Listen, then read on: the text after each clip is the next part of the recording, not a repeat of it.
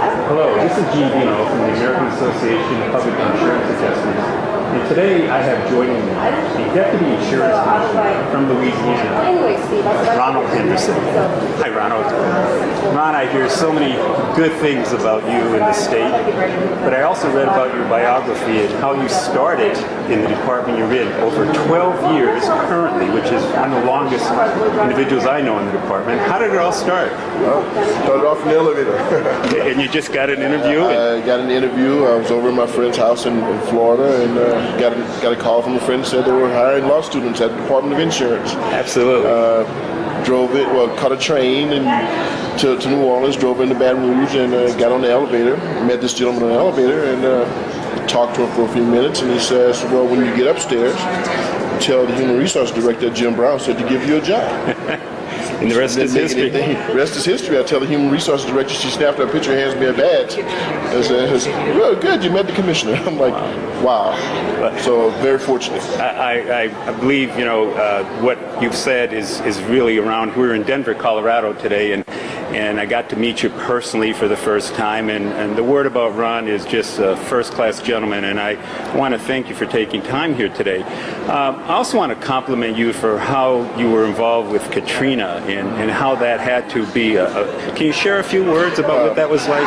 Katrina was daunting. When you step back and take a look, you're looking at 100 square miles of a city that's damaged. And not just the city, but some of the outlying areas where you had overpasses and underpasses, overpasses being used as boat launches. Sure. The pumping stations were so overrun with water that the electricity shut out, so it contributed more to the flood. So it was just as a whole, Katrina was devastating to the city. How did you keep your department together? That's what I heard, was that department never stopped working. First thing we did was we got to Atlanta, got a meeting. The Commissioner Robert Woolley called a meeting of the industry right outside of Atlanta. And we had 2 days where we sat down, mapped out a strategy, and said, this is how we're going to proceed in Louisiana. And it worked out really well because we had great leadership in place. We had people who were willing to make the sacrifices to get things done. I mean, we were on call 24 hours.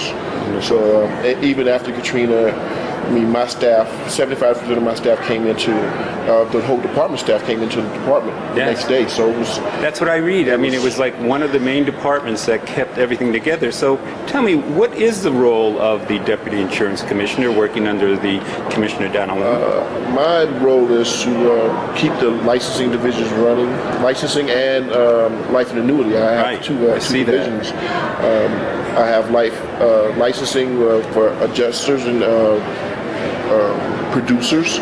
I also have licensing for companies, and I have life and annuities complaints and forms. So my role is to keep those things running smoothly for the commissioner, make sure that we take care of any day-to-day problems, make sure we identify anything that may pop up to help make sure the consumers are taken care of.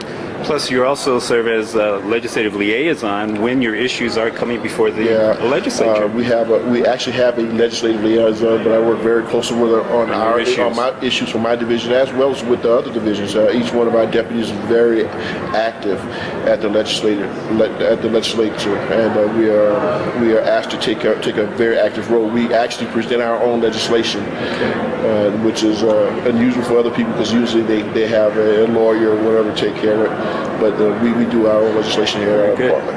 Now tell me, you oversee one industry that I'm very familiar with, public insurance adjusters and solicitors. What is the role as your regulatory position of the public insurance adjuster solicitor, and what kind of an impact can they have for consumers? I think the public adjusters and solicitors have a very important role. I mean, they can keep things from going to court and dragging out